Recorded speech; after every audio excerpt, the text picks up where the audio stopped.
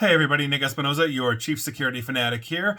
And in artificial intelligence news, we actually have to talk about AI because it's denying your healthcare coverage. Now, just before talking about this, interestingly enough, I was actually on Chris Voss's show talking about aspects of how artificial intelligence actually run our lives. If you are going to apply for a credit card, get a mortgage, healthcare, and all of that, AIs are oftentimes the one making the final decision because there are so many decisions to make and they're no longer going through humans. And that's the problem that we have here. Now, the backdrop for this comes from Rob Thubron of TechSpot writing on this. And if you didn't know, the largest healthcare company in the United States is United Healthcare. And they are now being sued over claims that they were using a flawed AI model. Now, the system is said to have wrongfully denied health coverage to critical elderly patients and disagreed with doctors' determinations. A lawsuit filed in the U.S. District Court for the District of Minnesota comes from the estates of two now deceased men who needed long-term care in post-acute facilities.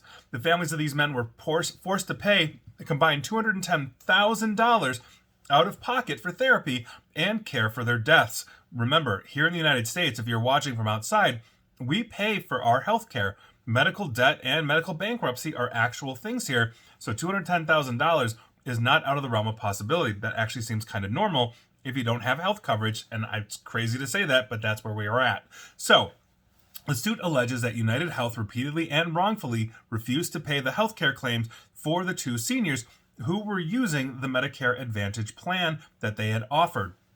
It adds also that such incidents have been going on since at least 2020 when United Healthcare acquired the post-acute care management firm NaviHealth.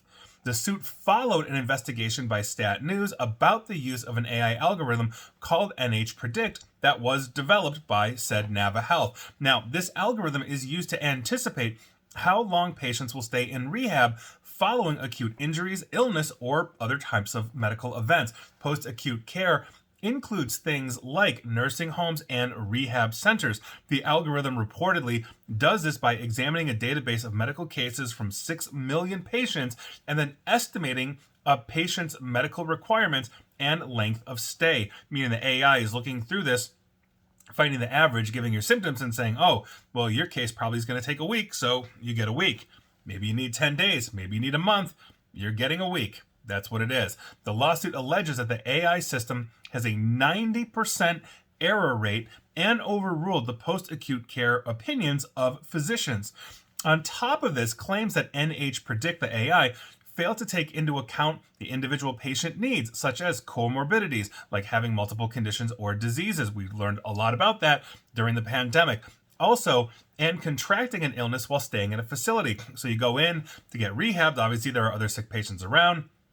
You end up with COVID, you end up with the flu, you end up with something else, and obviously that exacerbates your problem. Now, another damning section of this suit claims that while only a few patients appealed coverage denials that were based on this AI's estimates, over 90% of them were reversed through internal appeals processes or federal administrative law judge proceedings. In other words, that's where they're getting the 90% error rate. If 90% of people that are complaining are having their medical cases adjudicated and overruled, clearly something is not right.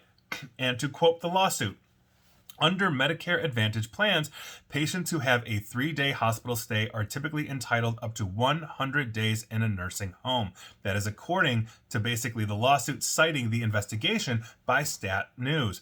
Quote, with the use of NHPredict AI model, United Healthcare cut off payment in a fraction of that time. Patients rarely stay in a nursing home more than 14 days before they start receiving payment denials.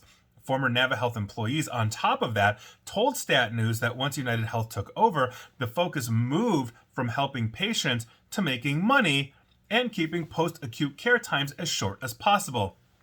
I don't think anybody is surprised by that one. Now, the United Healthcare executive overseeing NaviHealth, Patrick Conway, was also quoted in a company podcast saying, and I quote, if people go to a nursing home, how do we get them out as soon as possible? End quote. NHPredict, for the record, is still being used as of the publication date, at least, of this TechSpot article by Rob Thubron of November 19. And I think that is one of those things that we are talking about. When you remove the human element, you lose something. because artificial intelligence is not looking at you and your potential situation. And if it's not seeing your comorbidities, your need, that's a problem. Now, if you're 80 years old, you might be a spry 80, you might be an 80 in a wheelchair. These things are different, and based on averages, that really doesn't work because humans are unique. To that point, we might get the flu as we are getting checked into that facility, which may make it worse for us or extend our stay. These are things that we need to understand, that humans should at that point have some kind of adjudication. It's like being denied for a car loan or credit or rent and all of that. You may be a good person. Maybe you had troubled times.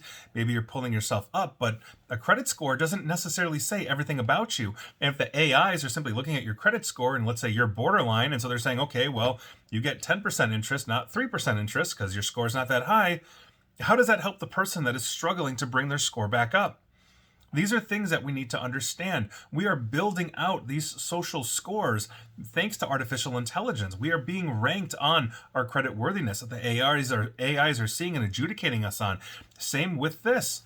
If they're entitled up to 100 days, they're entitled up to 100 days. And if the AI says we're going to deny the claim and it's 90% ineffective because it's losing 90% of its court cases, that's a very serious problem.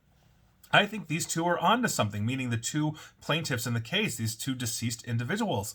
This is a huge issue. I think I would predict that this family is probably going to get a good chunk of their money back by virtue of this, but it speaks to a longer and more longitudinal issue here that we have in society. As AI continues to ramp up and it continues to grow and whatnot, it is going to continue to consume these type of tasks from humans, because United Health probably gets 3 million claims a day, from a legion of, let's say, everybody from young to old, and no human's going to keep up with that. So the AI is cranking it out as fast as they can. But if the AI is tuned to specific ways as how do we get them out as soon as possible, it's going to find that way because that's what it's instructed to do. And humans may be instructed to do that as well, but at least there are safeguards there. At least there are whistleblowers. Can't put an AI on the stand. So I think this is important. We're going to see where this goes. I'll leave it at that. And that is your unfortunate AI news of the day. And please like, share, follow me here on Facebook and Twitter at NickAESP. And please feel free to subscribe to me at YouTube as well. I almost forgot to say all of this. And as always, stay safe, stay online, and please attempt to stay private. Thanks, everybody.